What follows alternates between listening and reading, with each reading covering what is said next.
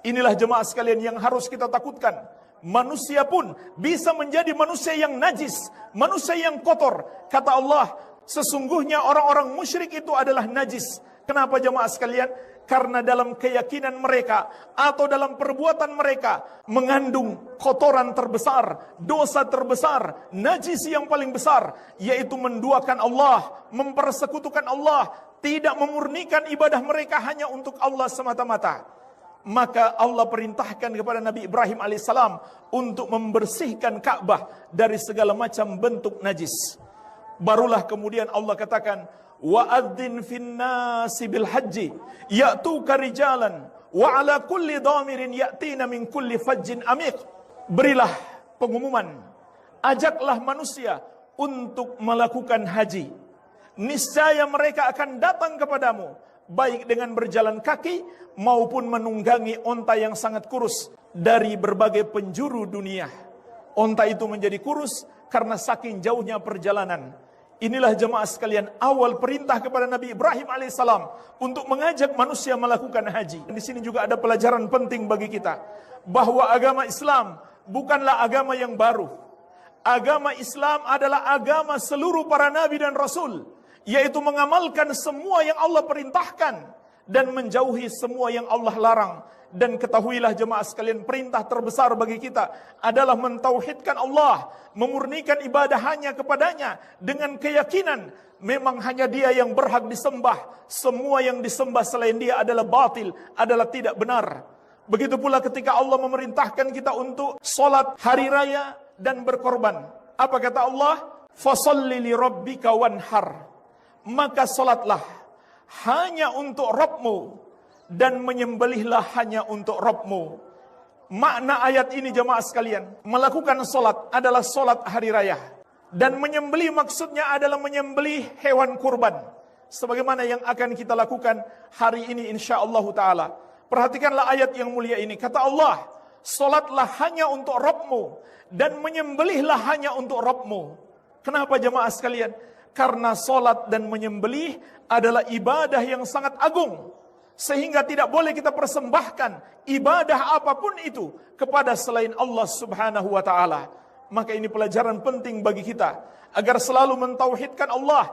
Dan ketahuilah jemaah sekalian, inilah kunci keselamatan yang paling utama. Sebagaimana Rasulullah SAW menegaskan, Haqqullahi 'alal ibadi ayya'buduhu wa la yusyriku bihi syai'an, wa haqqul ibadi 'ala Allah alla yu'adziba man la yusyriku bihi syai'an.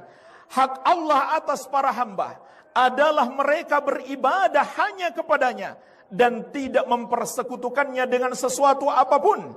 Adapun hak hamba atas Allah adalah Allah tidak akan mengazab orang yang tidak mempersekutukannya dengan sesuatu apapun. Maka mentauhidkan Allah, memurnikan ibadah hanya kepadanya, dan menjauhi dosa kesyirikan adalah jaminan keselamatan dari azab Allah. Barang siapa berjumpa dengan Allah dengan membawa tauhid, membawa amalan yang paling agung ini, tidak melakukan dosa syirik, maka dia pasti selamat.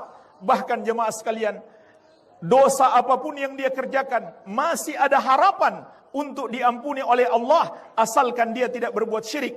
Namun kalau dia menghadap Allah dengan membawa dosa syirik, tidak ada harapan lagi untuk mendapatkan ampunan. Sebagaimana Allah ingatkan, innallaha la yaghfiru ayyushraka bihi wa yaghfiru ma duna dzalika liman yasha. Sesungguhnya Allah tidak akan mengampuni dosa syirik dan akan mengampuni dosa selain itu bagi siapa yang Dia kehendaki. Dalam hadis qudsi, Allah Azza wa Jalla juga berfirman, Ya bna Adam, law ataitani bi qurabil ardi khataya, thumma lakitani la tusyriku bi syai'an, la ataituka bi qurabiha maghfiratan.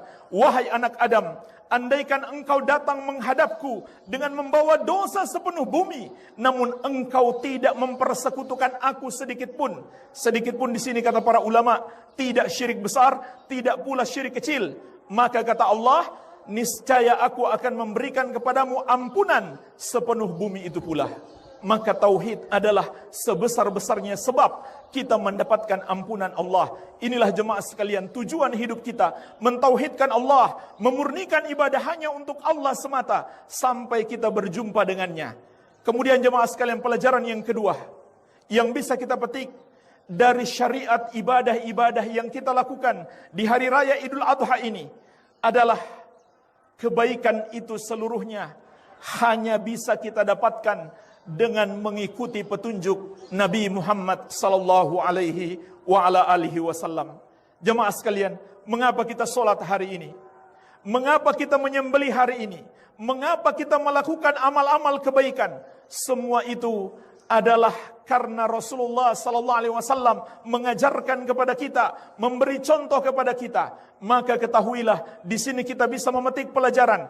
Tidak ada jalan kebaikan, tidak ada jalan keselamatan kecuali mengikuti satu jalan, yaitu jalannya Nabi kita yang mulia Rasulullah sallallahu alaihi wa ala alihi wasallam. Oleh karena itu Allah telah menegaskan, tidak pula ada jalan untuk menggapai cinta Allah, ampunannya dan kasih sayangnya kepada kita kecuali mengikuti Rasulullah sallallahu alaihi wa ala alihi wasallam. Sebagaimana firman Allah, "Qul in kuntum tuhibbunallaha fattabi'uni yuhibbukumullah wa yaghfir lakum dzunubakum." Katakan kepada umatmu, wahai Muhammad, kalau kalian benar-benar cinta kepada Allah, ikutilah aku, ikutilah Rasulullah sallallahu alaihi wasallam, barulah Allah akan mencintaimu dan mengampuni dosa-dosamu, dan Allah Maha Pengampun lagi Maha Penyayang. Ingatlah jemaah sekalian, hanya ini satu jalan yang Allah tetapkan agar kita dicintai oleh Allah, agar kita diampuni dan dirahmati oleh Allah. Ketahuilah dalam hidup ini kita banyak dosa, maka kita perlu jalan-jalan untuk menggapai ampunan dan kasih sayang Allah tabaraka wa taala. Maka Allah telah mengajarkan kepada kita jalannya, yaitu dengan mengikuti Rasulullah sallallahu alaihi wa ala alihi wasallam. Maka ketahuilah, cinta Allah kepada kita, ampunannya dan rahmatnya kepada kita bergantung pada sejauh mana kita meneladani Rasulullah sallallahu alaihi wasallam. Dan subhanallah jemaah sekalian, Nabi kita yang mulia sallallahu alaihi wasallam telah memberikan kepada kita teladan dalam setiap sisi kehidupan. Kita sebagai pemimpin, kita sebagai presiden, kita sebagai raja, Rasulullah sallallahu alaihi wasallam telah memberikan teladan. Kita sebagai pejabat, kita sebagai pengurus masyarakat, kita orang yang diberi amanah untuk membantu masyarakat oleh pemerintah, Rasulullah sallallahu alaihi wasallam telah memberikan teladan kepada kita. Kita sebagai seorang ayah, seorang suami, sebagai orang yang ada dalam anggota keluarga, maka Rasulullah sallallahu alaihi wasallam telah memberikan teladan yang terbaik untuk kita. Beliau bersabda, "Khairukum khairukum li ahli wa ana khairukum li ahli." Sebaik-baik kalian adalah orang yang paling baik terhadap keluarganya, dan aku yang paling baik terhadap keluargaku. Dalam semua sisi kehidupan, Rasulullah sallallahu alaihi wasallam telah memberikan petunjuk kepada kita. Tinggal kita mau belajar atau tidak petunjuk-petunjuk Nabi sallallahu alaihi wasallam tersebut. Apapun sisi kehidupan kita, bernegara, bermasyarakat, berkeluarga, dalam kehidupan pribadi, sampai urusan bagaimana kita di WC, sampai di ranjang bersama istri kita, Nabi sallallahu alaihi wasallam telah memberikan petunjuk yang detail. Kalau kita mau menggapai kebahagiaan, maka hendaklah kita belajar, menuntut ilmu, dan kita amalkan petunjuk-petunjuk Nabi sallallahu alaihi wasallam. Dan di hari ini jemaah sekalian, beliau memberikan teladan kepada kita. Beliau bersabda, "Inna awwala ma nabda'u bihi fi yaumina hadza an nusalliya, thumma narji'a fananhar. Faman fa'ala dzalika faqad asaba sunnatana, wa man dzabaha qabla an yusalliya fa innama huwa lahmun ajjalahu li ahli, laisa minan nusuki fi syai'in." Sesungguhnya yang pertama yang akan kita lakukan di hari ini adalah kita melakukan salat. Kemudian kita kembali lalu kita menyembelih. Barang siapa yang melakukan itu, dia telah menyepakati sunnah kami. Dan barang siapa yang menyembelih sebelum salat Idul Adha, maka itu hanyalah daging biasa, tidak sah sebagai sembelihan. Yang dia berikan kepada keluarganya hanyalah daging biasa, tidak termasuk sembelihan korban sedikit pun. Ini diantara petunjuk Nabi sallallahu alaihi wasallam hari ini. Menyembelih itu setelah kita melakukan salat. Siapa yang menyembelih sebelum salat, maka tidak sah sebagai hewan sembelihan, melainkan hanya daging biasa. Sebagaimana jemaah sekalian, Rasulullah sallallahu alaihi wasallam juga mengajarkan kepada kita jenis hewan sembelihan yang juga Allah firmankan dalam Al-Qur'an. "Wa yadhkuru ismallah fi ayyami ma'lumatin ala ma razaqahum min bahimatil an'am. Hendaklah mereka berzikir, menyebut nama Allah di hari-hari yang dimaklumi. Hari-hari yang dimaklumi jemaah sekalian artinya adalah 10 hari pertama di bulan Dzulhijjah. Adapun di ayat yang lain Allah mengatakan wadhkurullaha fi ayyami ma'dudat. Berzikirlah kepada Allah di hari-hari yang sudah ditentukan. Maksudnya adalah 3 hari setelahnya. Jadi jemaah sekalian 13 hari ini dari tanggal 1 sampai tanggal 13 Dzulhijjah kita diperintahkan oleh Allah untuk banyak berzikir, untuk banyak bertakbir, untuk banyak mengucapkan Allahu Akbar. Begitu pula tahlil, ucapan la ilaha illallah, tahmid, ucapan alhamdulillah, dan semua zikir-zikir yang Allah syariatkan. Ini 13 hari. Di antara hikmahnya apa kata Allah? Agar kita bersyukur atas hewan sembelihan yang Allah berikan kepada kita. Ala ma razaqahum min bahimatil an'am. Dan Allah jelaskan dalam ayat ini hewan sembelihan itu adalah bahimatul an'am. Maka para ulama menjelaskan yang dimaksud dengan bahimatul an'am dari 3 jenis hewan saja, yaitu onta, sapi, dan kambing, dan semua jenis-jenisnya seperti kerbau, begitu pula domba dan lain-lain. Dan inilah yang diamalkan oleh Rasulullah SAW dan umat Islam seluruhnya, sampai orang yang paling awam sekalipun mengetahui petunjuk Nabi SAW dalam berkorban. Sehingga kita tidak pernah mendengarkan ada yang berkorban menyembelih seekor ayam, walaupun ayam mudah dan murah didapatkan, tetapi tidak seorang pun Muslim di hari ini yang berkorban dengan ayam. Kenapa jamaah sekalian? Karena mereka tahu itu tidak sesuai petunjuk Nabi Muhammad SAW. Semestinya jemaah sekalian, prinsip ini kita terapkan dalam semua ibadah kita. Kita yakin ibadah kita haruslah sesuai dengan petunjuk Nabi Muhammad SAW. Dan beliau telah menegaskan, man amila amalan laisa alaihi amruna fahuwa raddun. Barang siapa mengerjakan satu amalan tidak ada petunjuknya dari kami, maka amalan tersebut tertolak. Ini jemaah sekalian pelajaran penting yang bisa kita petik dari ibadah yang kita kerjakan di hari ini, bahwa ibadah itu tidak akan diterima oleh Allah kecuali sesuai petunjuk Rasulullah SAW. Itu pun jemaah sekalian masih ada syarat umur. Rasulullah SAW bersabda, la tazbahu illa musinnah illa an ya'sura alaikum fatazbahu jaza'atan minad dha'ni. Jangan kalian sembelih kecuali hewan musinnah, kecuali jika sulit mendapatkan hewan musinnah, maka boleh menyembelih domba yang berkategori jaza'ah. Perhatikanlah hadis ini jemaah sekalian. Kata Nabi SAW, tidak boleh menyembelih kecuali musinnah. Apa itu musinnah? Para ulama menjelaskan, ada kesepakatan, ada ijma' ulama. Musinnah itu kalau dia onta minimal umurnya sudah 5 tahun genap. Kalau dia sapi sudah 2 tahun genap. Maka periksa kembali lagi sapi kita. Kalau belum sampai 2 tahun, itu tidak sah dijadikan sebagai hewan kurban.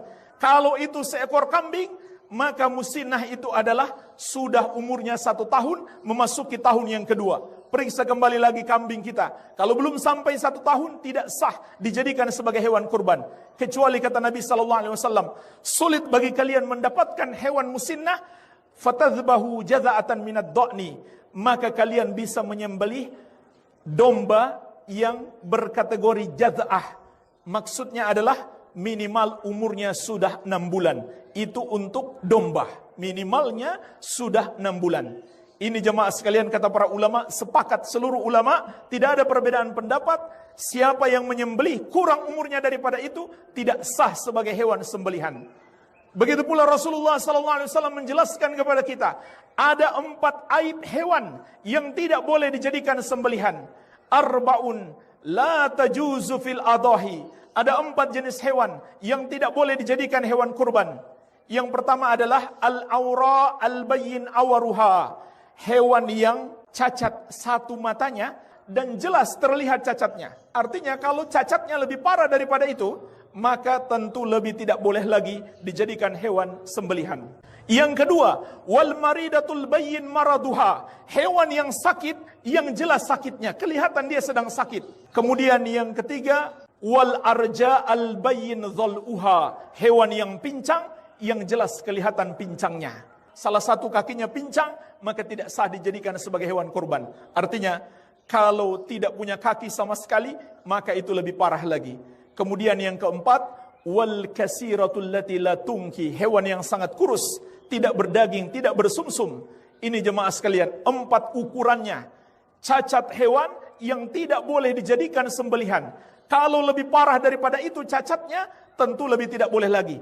Namun kalau cacatnya kurang daripada itu, maka hukumnya makruh, namun masih diizinkan, masih sah dalam syariat walaupun hukumnya makruh. Misalkan ada cacatnya sedikit di mata tapi tidak terlihat jelas. Kalau dia terlihat jelas, maka tidak sah. Namun kalau tidak terlihat jelas, maka hukumnya makruh, namun masih sah. Inilah jemaah sekalian di antara petunjuk Nabi SAW terkait dengan hewan sembelihan. Maka kita berusaha mengikuti petunjuk beliau. Oleh karena itu kita bisa memetik pelajaran.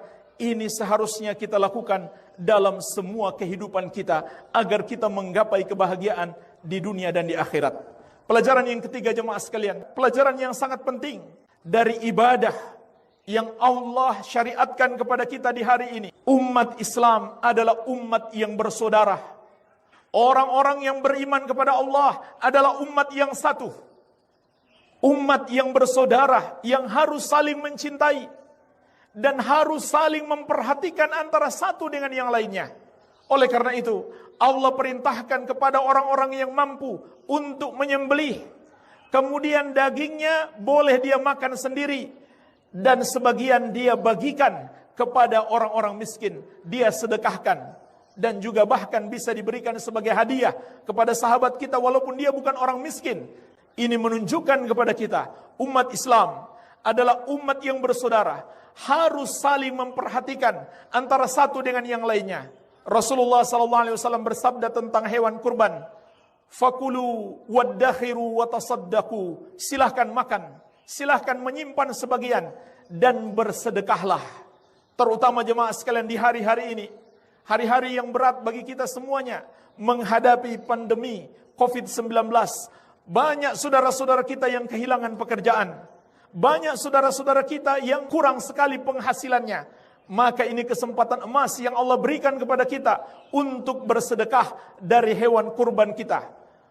Walaupun kita hanya makan sedikit saja, selebihnya lebih banyak kita berikan sebagai sedekah kepada saudara-saudara kita. Maka jemaah sekalian, ini adalah sunnah Nabi SAW di hari yang mulia ini. Agar kita bisa memetik pelajaran, umat Islam harusnya saling mencintai. Karena umat Islam bersaudara, innamal mu'minuna ikhwah. Sesungguhnya orang-orang beriman itu bersaudara. Mathalul mu'minina fi tawadihim wa tarahumihim wa ta'atufihim mathalul jasadi idza ishtaka minhu udun tada'alahu sairul jasadi bisahari wal humma. Perumpamaan orang-orang yang beriman itu, kata Rasulullah SAW, dalam hal saling mencintai, menyayangi dan berlemah lembut di antara mereka bagaikan satu tubuh.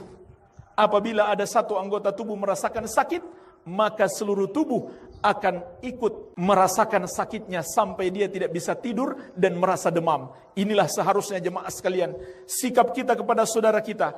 Kita rasakan dia adalah bagian dari diri kita. Kesusahannya adalah kesusahan kita juga.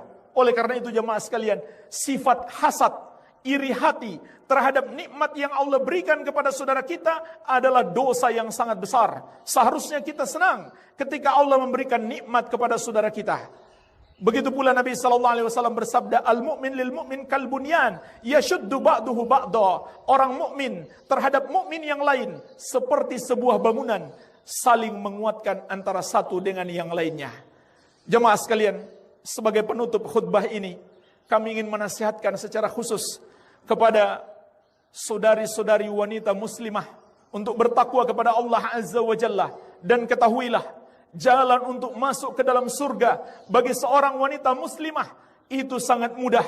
Rasulullah SAW bersabda, "Idza shallatil mar'atu khamsaha wa shamat syahraha wa hassanat farjaha wa ata'at ba'laha dakhalat min ayyi abwabil jannati sya'at." Apabila seorang wanita salat 5 waktu, berpuasa di bulan Ramadan, memelihara kemaluannya dan taat kepada suaminya, maka dia akan masuk surga dari pintu mana saja yang dia kehendaki. Subhanallah, betapa mudahnya seorang wanita muslimah itu masuk surga. Mudah saja. Dia sholat 5 waktu, berpuasa di bulan Ramadan, memelihara kemaluannya, menjaga dirinya. Artinya dia tidak bergaul bebas dengan laki-laki yang bukan mahramnya atau bukan suaminya. Dan dia taat kepada suaminya. Maka kelak di hari kiamat, Allah akan mempersilahkan dia untuk masuk surga dari pintu mana saja yang dia kehendaki. Dan Rasulullah SAW telah memberi peringatan keras. Ittala'tu fil jannah fara'aitu aktsara ahliha al-fuqara wattala'tu fin nar fara'aitu aktsara ahliha an-nisa. Sungguh aku telah melihat ke surga, maka aku dapati kebanyakan penghuninya adalah orang-orang fakir, orang-orang miskin, kebanyakan penghuni surga. Para ulama menjelaskan kenapa jamaah sekalian? Karena lebih banyak orang yang selamat dari ujian kemiskinan daripada yang selamat dari ujian kekayaan. Ketahuilah jamaah sekalian, sesungguhnya kemiskinan, kekayaan adalah ujian bagi kita. Apakah kita sabar dan bersyukur, ataukah kita menjadi orang yang tidak sabar dan tidak bersyukur? Maka lebih banyak orang yang lulus ujian kemiskinan, sehingga lebih banyak orang miskin masuk surga. Kemudian kata Nabi SAW, aku melihat ke neraka dan aku dapati kebanyakan penghuninya adalah kaum wanita. Oleh karena itu Rasulullah SAW juga bersabda, ya ma'syaran nisa tasaddaqna wa aktsirna al-istighfar fa inni ra'aitukunna aktsara ahli nar. Wahai para wanita, bersedekahlah kalian dan perbanyak istighfar, karena aku melihat kalian adalah kebanyakan penghuni neraka. Seorang wanita bertanya, ya Rasulullah, mengapa kami kaum wanita paling banyak penghuni neraka? Rasulullah SAW bersabda, tukthirnal la'na wa takfurnal ashir. Karena kalian wahai para wanita banyak melaknat dan kufur terhadap suami. Perhatikanlah jemaah sekalian, 2 dosa yang paling banyak memasukkan wanita ke dalam neraka. Yang pertama banyak melaknat, yaitu tidak menjaga lisannya, suka mencaci maki, suka mencela, suka menggibah, suka ngerumpi aib-aib orang, suka berbicara tentang keburukan-keburukan orang, mencela, mencaci maki, mendoakan laknat kepada orang lain. Ini yang paling banyak memasukkan wanita ke dalam neraka. Hati-hatilah, jaga lisan. Yang kedua, kufur terhadap suami, yaitu suami telah berbuat baik kepadanya, setiap hari menafkahinya, tapi seakan-akan suami tidak pernah berbuat baik. Dia tidak bersyukur, tidak berterima kasih kepada suaminya. Dia berbuat durhaka kepada suami. Inilah penyebab kebanyakan wanita masuk neraka. Dan dalam hadis yang lain Nabi SAW juga menjelaskan, di antara sebab wanita terbanyak penghuni neraka karena mereka berpakaian tapi telanjang. Nisaun kasiyatun ariyat, wanita-wanita yang berpakaian tapi telanjang. Kenapa mereka berpakaian tapi masih disebut telanjang? Sebab mereka tidak menutup aurat, tidak menggunakan pakaian wanita muslimah yang ditetapkan di dalam syariat, sehingga mereka masih dihukumi sebagai wanita telanjang. Inilah di antara sebab mengapa wanita terbanyak menghuni neraka. Oleh karena itu, wahai saudari-saudariku muslimah, hendaklah senantiasa bertakwa kepada Allah, berbakti kepada suami, menjalankan perintah-perintah Allah dan menjauhi larangannya, mengurus anak-anak dengan baik, dan senantiasa menjaga batasan-batasan pergaulan dengan lawan jenis. Semoga Allah Azza wa Jalla menganugerahkan rahmatnya dan hidayahnya kepada kalian. Jamaah sekalian, inilah yang bisa saya sampaikan. Semoga Allah Azza wa Jalla senantiasa menganugerahkan rahmatnya dan ampunannya kepada kita semuanya. Semoga Allah Tabaraka wa Ta'ala senantiasa menjaga kita dari keburukan di dunia maupun di akhirat. Dan semoga Allah menghilangkan wabah penyakit yang melanda negeri-negeri kaum muslimin hari ini. Dan semoga Allah Azza wa Jalla menganugerahkan kepada kita kebaikan di dunia maupun di akhirat. Allahumma salli ala Muhammad wa ala ali Muhammad kama sallaita ala Ibrahim wa ala ali Ibrahim innaka Hamidum Majid. Rabbana atina fid dunya hasanah wa fil akhirati hasanah wa qina adzabannar wa akhiru da'wana anil hamdulillahi rabbil alamin.